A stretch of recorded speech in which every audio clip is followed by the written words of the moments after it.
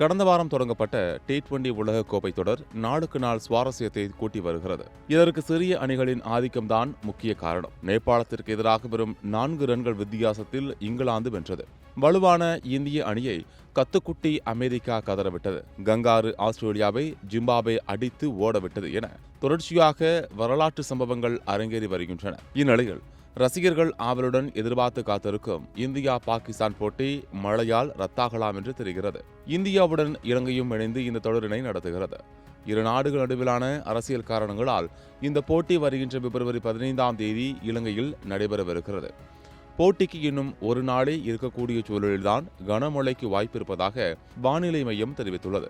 முன்னதாக இந்தியாவுடன் விளையாட மாட்டோம் என்று பாகிஸ்தான் கிரிக்கெட் வாரியம் அதிகாரப்பூர்வமாக அறிவித்தது. போட்டி நடைபெறவில்லை என்றால் 4500 கோடி ரூபாய் வரை இழப்பு ஏற்படும் என்பதால் ICC தலையிட்டு பாகிஸ்தானுடன் பேச்சுவார்த்தை நடத்தி சம்மதிக்க வைத்தது. தற்போது மழை வடிவில் மீண்டும் ஒரு புதிய சிக்கல் முளைத்துள்ளது. எனவே திட்டமிட்டபடி போட்டி நடைபெறுமா என்பதை காத்திருந்துதான் பார்க்க வேண்டும். மழையால் ஒருவேளை போட்டி ரத்து செய்யப்பட்டால் இரு அணிகளுக்கும் தலா ஒரு புள்ளி வழங்கப்படும் என்பது குறிப்பிடத்தக்கது.